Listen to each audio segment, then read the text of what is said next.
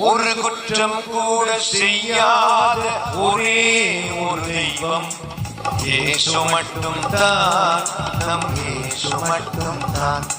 தன் எதிரிகளுக்காய் உயிரை கொடுத்த ஒரே ஒரு தெய்வம் இயேசு மட்டும் தான்.